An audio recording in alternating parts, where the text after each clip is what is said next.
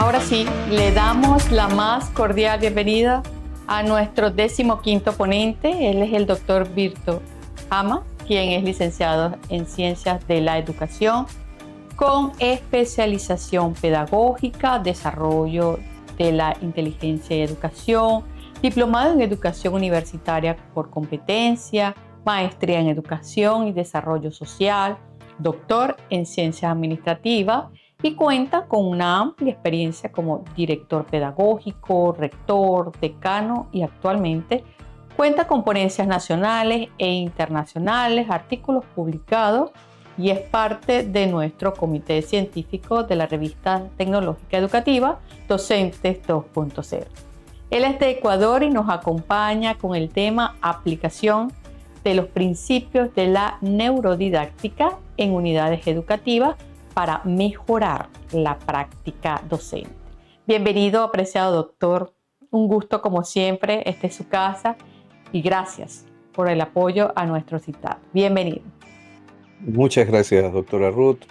Buenos días, buenas tardes, buenas noches, donde nos escuchen y nos vean, ¿no?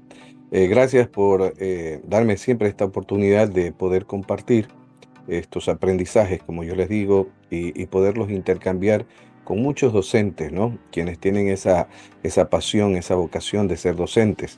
Hoy que nos encontramos en el 14º Congreso Internacional Virtual sobre las tecnologías de aprendizaje y el conocimiento, CITAC 2025, vamos a compartir una investigación que se está realizando en la Universidad Laica Eloy Alfaro de Manabí, en Extensión Chone específicamente, sobre la aplicación de los principios neurodidácticos en las unidades educativas para mejorar la práctica docente. Entonces, sin más preámbulos, me permito presentar esta investigación que está ya en su tercer semestre de aplicación y vamos cumpliendo poco a poco las fases que se van dando dentro de los procesos de la gestión de la investigación. Muchísimas gracias, doctor. Y bueno, sin más preámbulos, le compartimos la pantalla gigante para que inicie su disertación. Bienvenido. Muy buenas tardes, compañeros. Muy buenas tardes a todos quienes se integran a este Congreso Internacional. Gracias nuevamente, doctora, por esa invitación. Vamos a disertar en esta tarde un tema que es parte de una investigación, la cual se está realizando en la Universidad Laica Eloy Alfaro de Manabí, Extensión Chone, que tiene que ver con la temática de la neurodidáctica y su aplicación en la mejora de la práctica docente. Vamos a realizar esta presentación y agradeciendo a quienes ya se encuentran con nosotros en este Congreso Internacional Virtual que año a año se realiza para poder compartir estos nuevos aprendizajes y sobre todo que sea de beneficio para nosotros los docentes. La aplicación de los principios de la neurodidáctica en las unidades educativas es el tema con el cual vamos a trabajar en esta tarde y lo voy a compartir gracias a la oportunidad que se me da por estar nuevamente en este 14º Congreso Internacional Virtual sobre Tecnologías del Aprendizaje del Conocimiento, CITAP. Mi nombre, Víctor Jama Zambrano, soy docente de la Universidad Laica Eloy Alfaro de Manabí. También he participado como docente invitado en otras universidades y siempre la pasión es la educación, con la cual llevo ya casi 30 años compartiendo en los diferentes niveles de estudio. Vamos a hablar de este tema, que es un tema que ahora nos llama a que todos los docentes comencemos a ver este perfil de cuál es nuestro nuevo rol en esta nueva era, como estamos viviendo la era de la educación, como es el nuevo hombre que se educa. Y por tal razón traemos esta temática que espero que ustedes puedan aportar al final de esta disertación. La aplicación de los principios de la neurodidáctica en unidades educativas para mejorar la práctica docente. En base a este título, nosotros hemos diseñado nuestro objetivo de investigación, que es integrar los principios de la neurodidáctica de manera efectiva para que el interaprendizaje sea óptimo tanto en la práctica docente y buscar las estrategias pedagógicas necesarias tanto en la parte cognitiva como en la parte emocional de los estudiantes para que se potencie su entorno educativo tanto en la parte inclusiva como en la potencialización de sus aprendizajes. Tenemos tres objetivos específicos. El primero, que es diseñar e implementar programas de capacitación en la neurodidáctica. Es decir, que iremos a unidades educativas a capacitar a los docentes con el equipo de investigadores. El segundo objetivo es desarrollar y actualizar planes de estudios incluyendo principios de la neurodidáctica. ¿Qué significa esto? Adaptar ciertos planes de estudios a estos contextos que nosotros traemos dentro de la estructura de la capacitación. Y el tercer objetivo es la implementación de estrategias neurodidácticas en el aula, las cuales las vamos a conocer en esta disertación. Dentro del marco teórico y también del marco metodológico, nosotros hemos aplicado el método analítico, nos centramos en un paradigma interpretativo.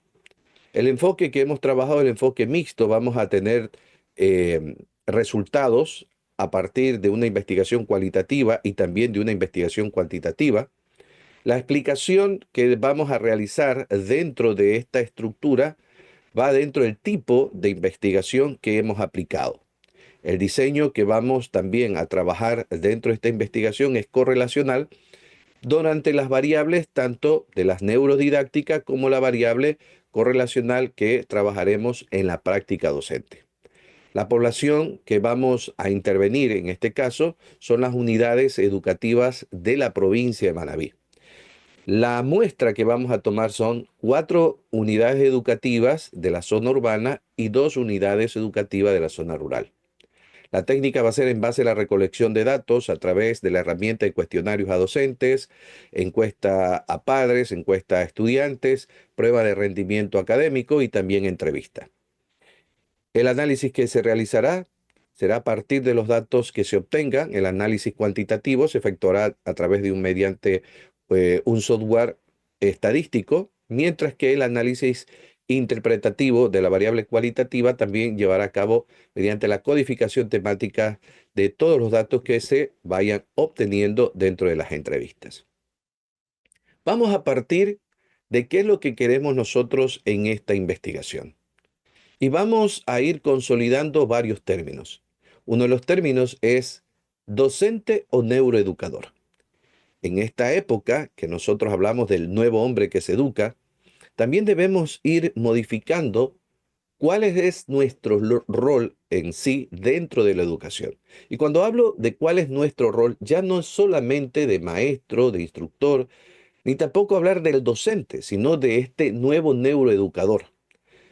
Y el neuroeducador tiene algunos elementos y características que lo podemos incluir en la práctica docente, como son que debemos aprender a diseñar intervenciones en el aula. ¿Qué quiere decir esto? crear estrategias, sobre todo para el crecimiento estudiantil de los estudiantes que tenemos en nuestras aulas de clase.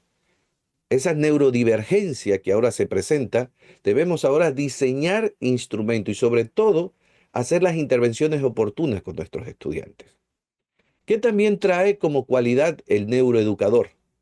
El neuroeducador trae una cualidad, es que va a diferenciar las diferentes potencialidades de los seres que vamos a educar, es decir, de nuestros estudiantes. Vamos a diferenciar esos talentos, vamos a diferenciar esas cualidades que nos permiten identificar sus capacidades a través de desafíos reales y contextualizados dentro de su entorno. Otra de las cualidades o características de un neuroeducador es que cada día mejora su proceso de enseñanza. Esto quiere decir que sus habilidades, tanto en la parte de la formación como en las áreas, tanto básicas como el lenguaje, las matemáticas, como aquellas áreas complementarias, tanto en el arte, en el deporte, tienen que ser básicas para que ellos también tomen estas interdisciplinas y formen parte del proceso de educación. También hablamos que un neuroeducador debe estar dispuesto siempre a el cambio, a desarrollar actividades creativas, también a asesorar en proyectos a docentes y sobre todo dar respuestas a los estudiantes que tienen necesidades especiales.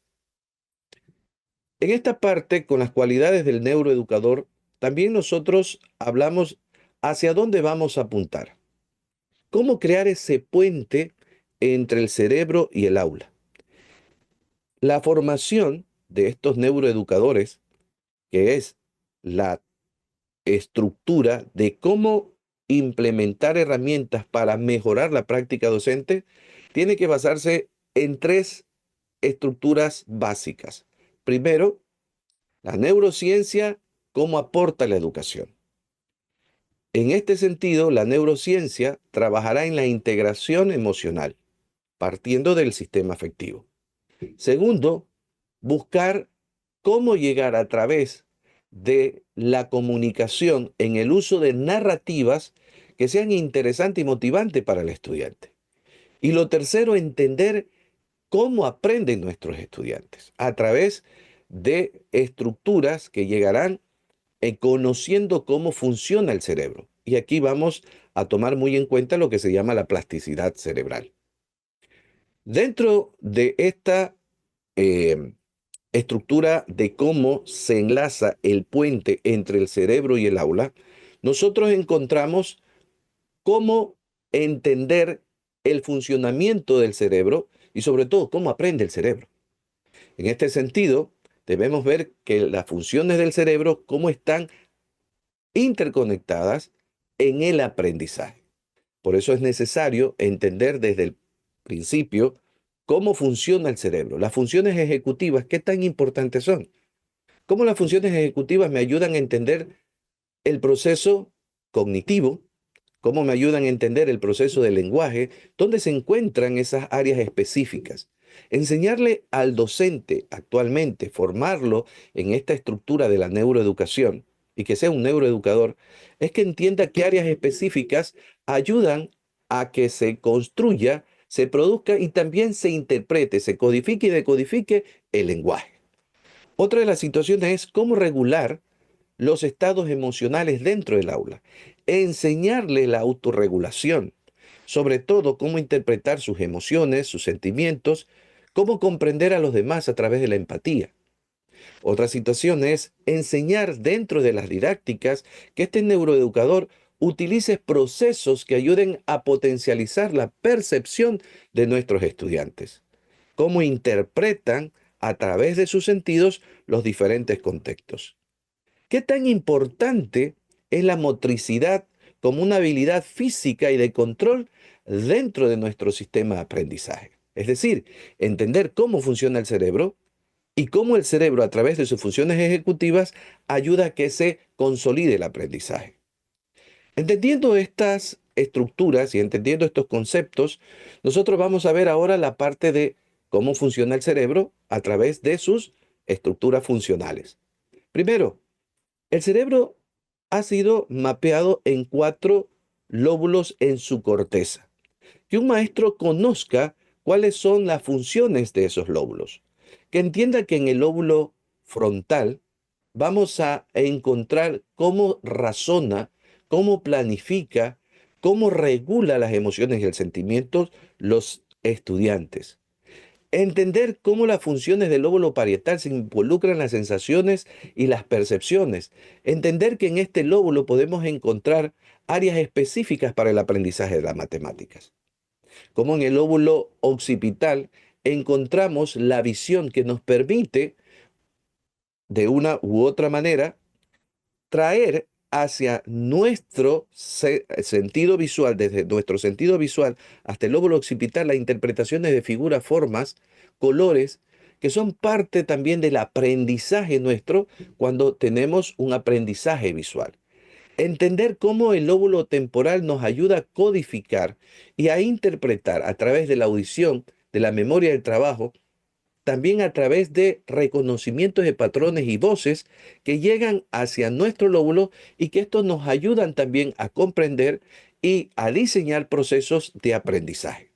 En este sentido, nosotros vamos a entender también qué es la neuroplasticidad, los tipos de neuroplasticidad, la neuroplasticidad estructural, que es la creación de nuevas conexiones, entender qué es la neuroplasticidad funcional, cómo reorganizar la parte cerebral, la neuroplasticidad sináptica, qué importante es el fortalecimiento de la sinapsis y también el debilitamiento de la sinapsis, como es el aprender, el desaprender y el reaprender. La neuroplasticidad adaptativa, cómo podemos adaptarnos a entornos y que esto es importante para cuando aprendemos un nuevo idioma. Además de esto, reconocer que la neurodidáctica integra el aprendizaje en 3 tipos de neurodidácticas específicas. La neurodidáctica metodológica, la neurodidáctica operativa y la neurodidáctica socioemocional. En la neurodidáctica socioemocional utilizaremos estrategias para sensibilizar en el aula a través de narrativas. También a través del diálogo reflexivo llegaremos a entender qué tipo de profundidad tienen los diálogos cuando nosotros entablamos una conversación o trabajamos en equipo. Vamos también a trabajar sobre afectogramas, representar a través de gráficos cómo nos sentimos, nuestras emociones y nuestros sentimientos. Trabajar con un par tutor, promover el aprendizaje colaborativo. Estas son 4 de las neurodidácticas socioemocionales que podemos aplicar dentro del aula. Otra de las estrategias que nosotros vamos a aplicar en esta investigación es la neurodidáctica metodológica. Enseñar a partir de la analogía, utilizar comprensiones para facilitar a través de la comparación conceptos y definiciones. La mayéutica, que es muy conocida por muchos de nosotros, que es involucrar el aprendizaje, llegar a través de preguntas y respuestas guiadas. Trabajar sobre la multisensorialidad, es decir, involucrar múltiples sentidos. Trabajar con lo que ahora conocemos como los estilos de aprendizajes. Estudios de caso, que es una estrategia neurodidáctica metodológica que ayuda a contextualizar nuestro entorno. Otra de las estrategias neurodidácticas que vamos a aplicar son las estrategias neurodidácticas operativas. La metacognición, cómo llegar nosotros a construir a través de mapas conceptuales herramientas visuales que organicen y representen la información. También la reflexión sobre nuestro propio pensamiento en la metacognición. Generar algoritmos que nos permitan entender los pasos secuenciales para cómo inicia un proceso y cómo termina. Y sobre todo las narrativas, acercarnos a eso, usar historias para involucrar y contextualizar el aprendizaje. Por eso es importante entender que las neurodidácticas que vamos a aplicar dentro de este proceso de investigación son necesarias en el aprender. Tener en claro que cada uno de nosotros vamos a diseñar a partir de estas neurodidácticas esta propuesta. Una planificación neurodidáctica para la práctica docente. Y por eso les presento ahora cómo partir desde la fase de inicio, desarrollo y consolidación, partir ahora de qué neurodidáctica necesito. Por ejemplo, si voy a trabajar en los 3 niveles, inicial, básico o en la educación básica o en el bachillerato o en la universidad, debo partir mi planificación no solamente del tema, sino que de qué neurodidáctica me va a servir para activar una función específica del cerebro. Entendiendo que en este caso también vamos a valernos de la neuroplasticidad.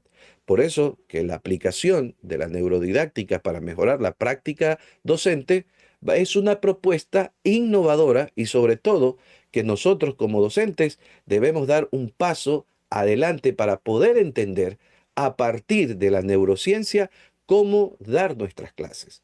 Aquí les presento, compañeros, y quienes hoy día comparten este Congreso Internacional, una planificación, una estructura de planificación, que es un aporte que puede ser mejorado.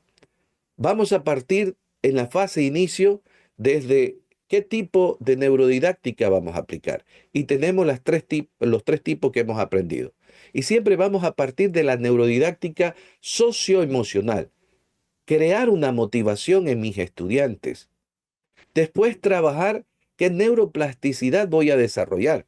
Si voy a trabajar sobre manejar contextos nuevos, puedo utilizar la neuroplasticidad adaptativa. ¿Y qué función del cerebro quiero estimular? Que puedo trabajar la atención, la memoria, o puedo generar una atención selectiva o una atención ejecutiva. Y ahí en adelante yo puedo seleccionar las actividades que me permitan integrar, activar todos aquellos procesos para dar este nuevo aprendizaje. Y por último, nosotros tener claro que vamos a hacer una metaevaluación, más allá de la evaluación. Generar preguntas integradoras, preguntas metacognitivas para que este proceso tenga un aprendizaje significativo en el cual lo que estamos desarrollando son elementos que le van a perdurar en la práctica del docente y en la práctica para el estudiante. En este sentido, esta propuesta tenemos nosotros aquí que validarla cuando tengamos ya nuestras prácticas con nuestros estudiantes en las capacitaciones. Hemos presentado qué importante es la neurociencia, qué importante es la neurodidáctica y qué importantes son sus funciones. Pero solamente no es dejarlo en la teoría, sino aplicarlo en la práctica. Por eso, esta planificación de la neurodidáctica en la práctica docente es puesta a consideración de ustedes. Termino con esta frase. La neurodidáctica es una nueva visión de la enseñanza que se basa en cómo aprende nuestro cerebro. En ella vamos a integrar la psicología, la sociología, vamos a integrar la medicina, vamos a entender por qué la didáctica debe ser aplicada en todos sus niveles. Pero lo importante es mejorar y potenciar los procesos de aprendizaje y sobre todo, como docentes, cómo enseñar mejor por parte de nosotros. Muchas gracias. Excelente disertación, doctor. Felicitaciones como siempre, compartiendo con estos conocimientos que realmente motivan a que el docente, a que los estudiantes sigan cultivando esa chispa de investigación, esa chispa de querer seguir motivados. Gracias, doctor, realmente por sus valiosos aportes.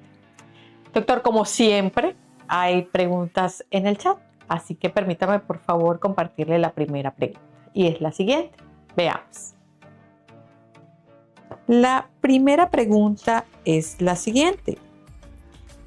¿Qué cambios neurodidácticos recomienda para clases con alta carga cognitiva? Bien, partiendo desde los principios de la neurodidáctica, debemos ir trabajando sobre todo qué tipo de enseñanza tenemos. Lo primero es ver qué tipo de información vamos a trabajar, ¿sí? Por eso decía que hay que activar alguna función del cerebro específicamente. Si es vamos a trabajar, por ejemplo, una información básica, o si necesitamos trabajar sobre todo en redes cognitivas, ¿sí? Que es hacia allá donde está apuntando la pregunta. Debemos utilizar mecanismos multisensoriales, ¿no? Hay que comenzar a trabajar la memoria de trabajo. ¿sí? Parece redundante esto, pero la memoria de trabajo hay que activarla, ¿no? Ejercicios que nos permitan, ¿sí? Eh, mejorar la atención, focalizar la atención y sobre todo sostener la atención, que es lo que ahora tenemos en cuanto al trabajo que se realiza en el aula, ¿no? También hay que apuntar a lo que ahora hablamos, ¿no? Menos es más. Es decir, tomar los contenidos relevantes para poder trabajar en el aula. Porque hay contenidos que solamente son mera información, pero hay contenidos que nos pueden ayudar, ¿sí? Que son más relevantes, más importantes que otros, que desarrollados con instrumentos de conocimiento bien focalizados, pueden desarrollar operaciones intelectuales en base a estas estructuras de las neurodidácticas. Activar el conocimiento previo. ¿Cómo activarlo? Mediante la narrativa. Aquí hablamos justamente de una de las neurodidácticas, que es la narrativa, algo que estamos perdiendo los docentes, ¿no? Y que esta narrativa vaya generando imágenes mentales, constructos mentales dentro del espacio que el estudiante se sienta cómodo y motivado en su clase. ¿Qué más cambios podemos ubicar, no? Irnos a lo que ahora le llamamos, y que siempre se lo ha establecido como la metaevaluación. Pero no solo con la metacognición, sino la metaevaluación, más allá. ¿Para qué nos sirve? ¿Cuál es el significado de lo que yo estoy aprendiendo, no? Y otra de las situaciones que justifica esta parte del aporte en el cambio neurodidáctico es que nosotros debemos aprender a través de las estructuras emocionales. Un aprendizaje sin emoción, un aprendizaje que no recree una memoria episódica. Podríamos estar recreando solamente un bucle fonológico, es decir, algo repetitivo, que el estudiante tarde que temprano solamente lo va a recordar por una memoria mecánica, más no por una memoria significativa. Entonces, hay que trabajar varios cambios: la autorregulación, la enseñanza metacognitiva, el manejo de emociones o regulación de emociones que le llamamos ahora, y activar los conocimientos previos. Y algo que sí es necesario: en las secuencias didácticas que trabajemos, debemos tener las pausas. Pausas para ir activando funciones ejecutivas como la atención, como la memoria, como el pensamiento crítico. Es decir, debemos hacer las pausas necesarias dentro de la secuencia didáctica. Muy interesante todos estos aportes. Doctor, una segunda pregunta. ¿Cómo logra que los docentes interioricen estos principios más allá de lo teórico? Bueno, una de las cosas que ahora nos hemos planteado es que no hay que socializar conceptos, hay que sensibilizar conceptos. Y cuando digo sensibilizar conceptos, que como que se nota un poquito contrario, ¿no? Nosotros cuando socializamos un concepto a veces lo definimos, lo hablamos de una forma desde la parte teórica, claro que recopilamos toda la información en base a los recursos bibliográficos, los resultados científicos de investigación, pero ¿cómo lo llevamos a la sensibilización del docente? Hablando de nuestras experiencias, de una narrativa de aprendizaje. Por eso es importante sensibilizar, concientizar, ¿sí? Es más, modelamos la clase. Nosotros ahora vamos en la tercera fase, que ya es la planificación. Hemos revisado todos los conceptos, hemos revisado todo lo que tiene que ver a las diferentes secuencias didácticas. Y algo que estamos trabajando con los docentes es en base a la sensibilización. Y cuando ellos ven que no estamos llevando un tema solamente de presentarles un formato, sino de llevar una propuesta nueva en donde ellos ven resultados en cuanto a la práctica docente, es un acceso que ellos tienen mucho más fácil, ¿sí? Es un acceso que se les da de una manera más, más afectiva, yo diría, ¿no? Más afectiva, yo diría. Es decir, además de lo efectivo que se transforma. Y en esto van vivenciando cada espacio de la secuencia didáctica. Además, que la experiencia más la emoción nos genera una práctica propositiva. Entonces es la forma de que los docentes comiencen a interiorizar, ¿sí? Desde la sensibilización y después hagan una autoevaluación, un análisis de su práctica, ver que dentro del proceso educativo debemos estar en una zona que nos permita crecer y que sobre todo nos permita entregar como maestros algo que nos apasione, algo que nos guste. Porque ahora tenemos muchos formatos que entran en la parte administrativa que los maestros rehúyen aprender. En cambio, esta propuesta parte de la sensibilización, no de la socialización, porque la socialización es dar un formato, es ubicar un propósito, un tema, es de la sensibilización. Saber qué importante es activar las áreas, las funciones del cerebro a través de la neuroplasticidad. ¿Qué tipo de neuroplasticidad me ayuda a que mi clase tenga mayor potencial en el aprendizaje? Entonces partimos nosotros en esta estrategia integral de la sensibilización y la concientización de lo que estamos aprendiendo ambos. Me quedé pensando en tantas palabras tan profundas que realmente no tienen vacío. Es totalmente de acuerdo. Hay muchísimas plantillas, hay muchísimas herramientas, pero realmente no está lo emocional.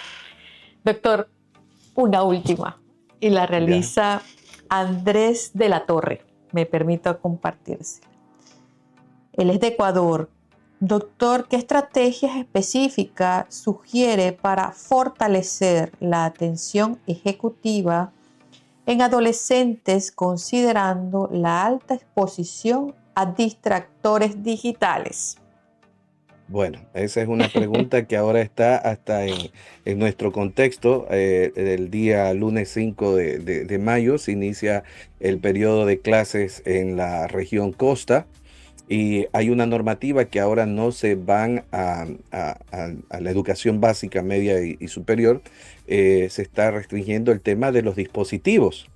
Entonces nosotros estamos hablando del tema de que qué crea tener tanto estímulos con pantallas, y hablamos nosotros de los tipos, y él justamente habla de un tipo de atención, ¿sí?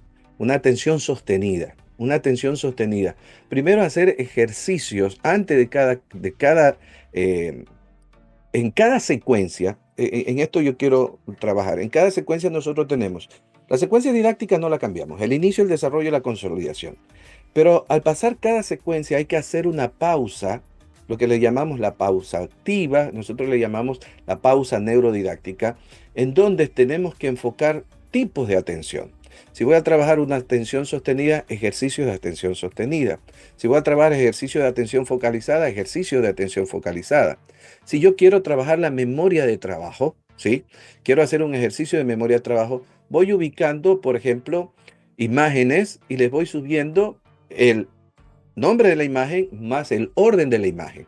Ahí voy trabajando la atención y voy trabajando la memoria. Pero son ejercicios que los estudiantes no lo tomen como que es parte de la clase, sino como un ejercicio que en un momento le da esa pausa. Pero tienen una intención, focalizar una función ejecutiva que yo necesito para esa clase. Por ejemplo, en el área de lenguaje, en el área de matemáticas, en el área de sociales o naturales, ¿qué es lo que yo necesito trabajar? Por ejemplo, el orden, yo necesito trabajar, vamos a aprender un nuevo concepto, ¿de dónde parto? De una narrativa previa. Y en esa narrativa previa, ¿sí? Busco los contextos más cercanos del estudiante que le conecten, que le enganchen con mi clase. Por eso son elementos muy importantes y hay que conocer los diferentes tipos de atención, focalizada, sostenida. Evitar mucho la atención dividida, en este caso. No le estoy diciendo que la vamos a desaparecer. Evitarlo mucho, porque también a veces hay ejercicios en donde hay que dar las consignas y los códigos que tienen que ser claros. Y no olvidar algo importante, Andrés. Las clases que vamos a trabajar, las estamos trabajando con estudiantes que son neurodiversos. Y debemos planificar no para uno, debemos planificar para varios, ¿sí? Una clase que sea neurodiversa, ¿sí? Hacia allá debemos ir apuntando. Y esto es lo que hace, sobre todo, en las funciones ejecutivas. Algo que estamos ahora perdiendo, y tú lo dices muy bien en tu pregunta, es que los chicos no tienen demasiada la atención focalizada, la atención sostenida. Ahora es difícil mantenerla. Por eso es que las pausas neurodidácticas son importantes hacerlas. Y bueno, y estas nuevas regulaciones, sobre todo, más interesantes, porque eh, se necesita reforzar, reestructurar las didácticas, Ujú, la pedagogía didáctica en las aulas para poder mantenerlo concentrado, porque ujú. antes era la Claro. pantalla. Es más, a veces decíamos, no estamos espacio, por favor, tomen sus teléfonos, ¿verdad? Exacto. Entonces, ¿qué tiene? El maestro va a tener recursos. Por eso decimos, los Ujú. espacios, las pausas son importantes. Y también romper algunos mitos, ¿no? Los mitos de que las clases deben durar 60 minutos, 40 minutos, 45 minutos. Manejar las secuencias que nos permitan ser muy flexibles en esto, pero no perdiendo el objetivo de la clase. Interesante, doctor, interesante. Doctor, por cuestiones de tiempo, solamente me queda agradecerle como siempre con su valioso apoyo por estar siempre atentos a nuestros llamados, a nuestras invitaciones No, y gracias por a usted. compartir estos valiosos conocimientos.